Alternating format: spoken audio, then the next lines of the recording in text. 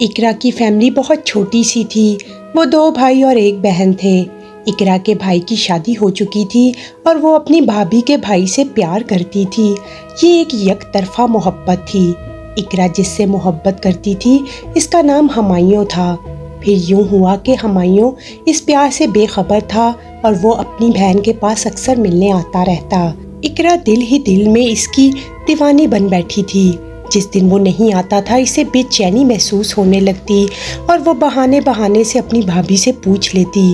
جس دن اس کے آنے کی امید ہوتی اقرا خوب سج سنور جاتی تھی، خود کو ہواؤں میں اڑتا ہوا محسوس کرتی، اپنے آنگن کو خوب صاف ستھرا کرتی اور جب ہمایوں آتا تو اس کی آنکھوں میں چمک سی آ جاتی تھی، لیکن وہ اسے اظہار محبت نہ کر سکی۔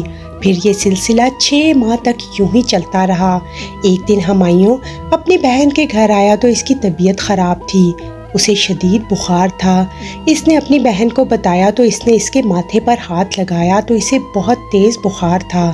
بہن نے جلدی سے ہمایوں کو بستر پر لٹایا اور خود اس کے لیے میڈیسن لینے چلی گئی۔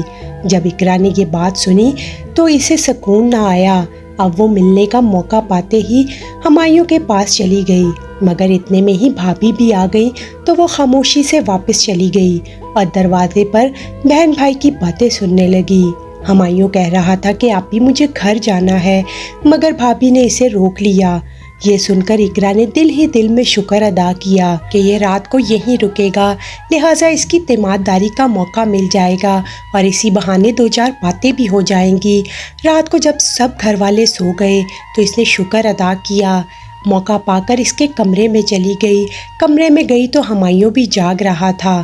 اقرا بولی، مجھے نیند نہیں آ رہی تھی، سوچا آپ کا حال پوچھ لوں، آپ کو کسی چیز کی ضرورت تو نہیں؟ ہمایوں کہنے لگا، نہیں مجھے کسی چیز کی ضرورت نہیں۔ آخرکار ہمایوں نے باتوں باتوں میں پوچھ لیا، خیر تو ہے آپ کو؟ میری اتنی فکر کیوں ہو رہی ہے؟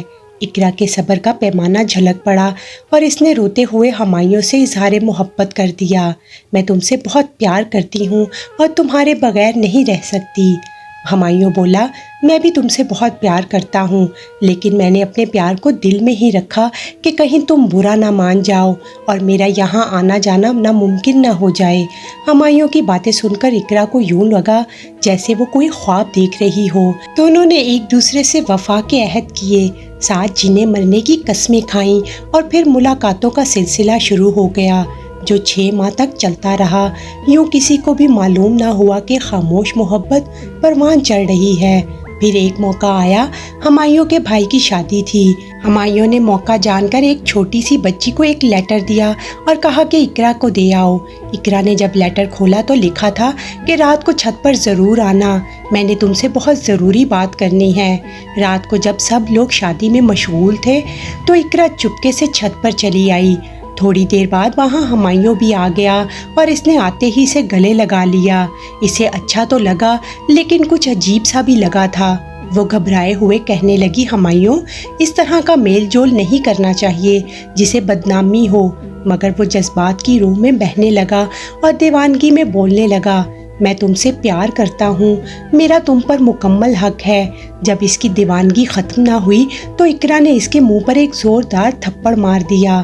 تھپڑ مارتے ہی اس کی دیوانگی ختم ہو گئی تھی اور وہ غصے سے بھڑک گیا، تم مجھ سے پیار نہیں کرتی ہو تو کیا ضرورت ہے پیار کا ناٹک کرنے کی؟ تم لڑکیاں ہوتی ہی ایسی ہو، بس تمہارا پیار باتوں کی حد تک ہی ہوتا ہے۔ اقرا روتے ہوئے بولی، مجھے تم سے اس حرکت کی ہرگز امید نہیں تھی، تم اتنے گھٹیا نکلو گے، مجھے اس بات کا احساس نہیں تھا، تمہارا پیار ہوس میں اس قدر ڈوبا ہوگا میں نے سوچا بھی نہیں تھا۔ آئندہ مجھ سے بات کرنے کی کوشش مت کرنا، اگر یہی پیار ہے تو مجھے معاف کر دو، میں اپنے ماں باپ کی عزت داؤ پر لگا کر تم سے اس طرح کا پیار نہیں کر سکتی۔ شاید ہمایوں نے اس تھپڑ کا بدلہ لینے کا سوچ لیا تھا۔ اس کے بعد ان دونوں کا آمنا سامنا نہیں ہوا، بس وہ ایک دوسرے کو دور دور سے ہی دیکھتے اور پھر وہ اس سے منہ پھیر لیتی تھی۔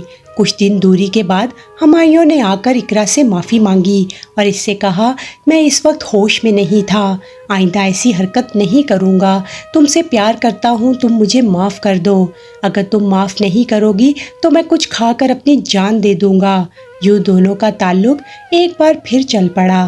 پھر اسی طرح 1 سال کا عرصہ گزر گیا اور ہمایوں اقرا کے ساتھ کوئی ایسی ویسی حرکت کے بارے میں ارادہ بھی نہیں رکھتا تھا۔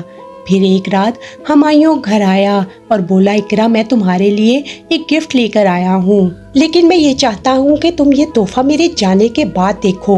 اقرا بہت خوش ہوئی اور پھر جلدی سے ہمایوں کے جانے کے بعد وہ گفٹ پیک کھولا۔ اس کو دیکھ کر اس کے ہوش و حواس ہی اڑ گئے، جیسے آسمان اس کے سر پر گر گیا ہو۔ وہ کبھی سوچ بھی نہیں سکتی تھی کہ ایسا ہوگا۔ ہوا یوں کہ اقرا نے اسے اپنی کچھ تصویریں بھیجی تھیں، جس کو اس نے بڑی مہارت سے ایڈٹ کر کے بہت ہی نازیبا بنا لیا تھا۔ اس کے نیچے ایک لیٹر بھی تھا جس پر لکھا تھا، اگر تم مجھے نہ ملی تو میں پورے خاندان میں تمہیں بدنام کر دوں گا۔ تم سوچو تو صحیح، تم کسی کو منہ دکھانے کے لائق نہیں رہو گی۔ بہتر یہی ہے کہ تم میری بات مان لو اور کل دن کے 12 بجے اس ہوٹل میں مجھے ملنے آ جانا جہاں ہم کھانا کھایا کرتے تھے۔ اب وہ ہمایوں کو اس طرح نہیں چاہتی تھی جس طرح اس رات والے حادثے سے پہلے چاہتی تھی، کیونکہ وہ جان چکی تھی کہ وہ محض اس سے جسمانی تعلق قائم کرنا چاہتا ہے۔ یوں اس کی بے وفائی پر رونے کی بجائے اقرا نے صبر سے کام لیا اور کسی ناگن کی طرح پھنکارتی ہوئی انتقام لینے کے لیے تیار ہو گئی۔ رات کو اس نے بہت ہی عجیب کام کیا۔ اسے اپنی بھابھی سے بہت پیار تھا، شاید یہی وجہ تھی کہ وہ ان کے بھائی کو پسند کرتی تھی، مگر کہتے ہیں نا کہ جنگ اور محبت میں سب جائز ہوتا ہے۔ رات کے کسی پہر وہ اٹھی اور اپنا موبائل لے کر بھابھی کے کمرے میں چلی گئی۔ بھابھی دنیا مافیا سے بے خبر سو رہی تھیں۔ انہیں خبر نہیں تھی کہ ان کے کمرے میں کوئی کھڑا ان کی ویڈیو بنا رہا ہے۔ جب اس کا مقصد پورا ہو گیا تو وہ کمرے سے باہر آ گئی اور ویڈیو کے اس کلپ کو لیپ ٹاپ میں سیو کر لیا۔ اب وہ ہمایوں سے ملنے کے لیے مکمل تیار تھی۔ اس نے ویڈیو اپنے موبائل فون میں سیو کی اور اپنے بینک میں ہمایوں کی دی ہوئی گفٹ رکھ کر اس سے ملنے چلی گئی۔ جب ہوٹل میں پہنچی تو ہمایوں اپنے شیطانی چہرے پر مسکراہٹ سجائے کھڑا تھا۔ اس نے سوچ رکھا تھا کہ بیچاری اقرا کے منہ پر بیچارگی، معصومیت اور ڈر یا خوف ہوگا، مگر یہ کیا، وہ تو اسی طرح شیطانی مسکراہٹ پھیلائے اس کے سامنے کھڑی تھی۔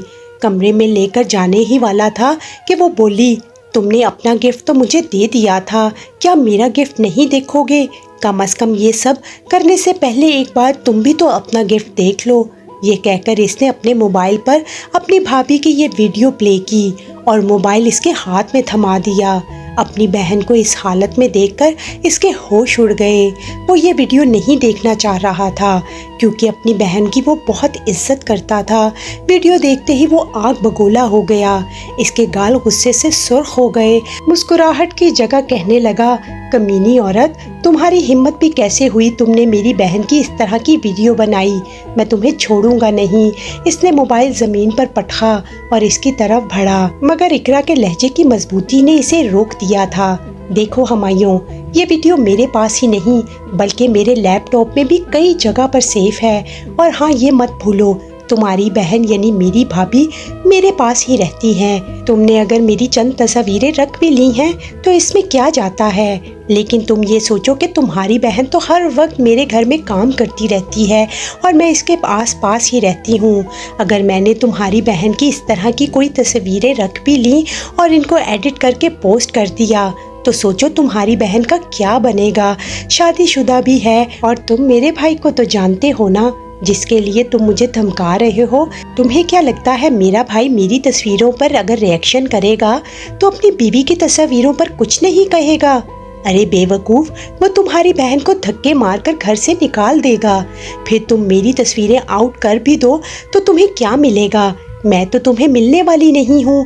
میں اپنی بربادی سے ڈرتی نہیں ہوں۔ اب یہ تمہاری مرضی ہے، یا تو تم اپنی بہن کی بربادی قبول کرو یا پھر میرا خیال دل سے نکال دو، ورنہ اگر تم نے میری زندگی میں آگ لگانے کی کوشش کی تو میں بھی تم سے پیچھے ہٹنے والی نہیں ہوں۔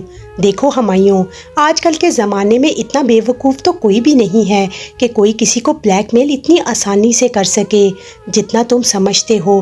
تمہارے گھر میں بھی ماں بہنیں ہیں، ابھی تو تم نے اپنی بہن کی ویڈیو دیکھی ہے تو تمہارا چہرہ کیسے سرخ ہو گیا ہے۔ ذرا سوچو، میرے بھائی کے جذبات کا خیال کرو۔ اگر تمہیں میری جگہ کوئی لڑکا آ کر یہ ویڈیو دکھاتا تو تمہیں کیسا لگتا؟ میں نے تم سے محبت کی تھی، لیکن تمہاری اس ہوس نے مجھے اس سودے بازی پر مجبور کر دیا۔ تم برا کرو گے تو میں بھی تم سے بڑھ کر برا کرنے کا ارادہ رکھتی ہوں۔ ہمایوں کے چہرے کا رنگ بدل رہا تھا۔ پوری 1 سال کی کوشش ضائع ہو گئی تھی جو اس نے اقرا کو حاصل کرنے کے لیے کی تھی۔ اقرا کسی شیرنی کی مانند اس پر لفظوں کے وار کر رہی تھی اور وہ خاموشی سے کھڑا اپنی بے بسی کی تصویر دیکھ رہا تھا۔ اقرا کے چہرے پر پھیلا اطمینان دیکھ کر وہ یہ سوچنے پر مجبور ہو گیا تھا کہ واقعی ہر عورت کمزور نہیں ہوتی۔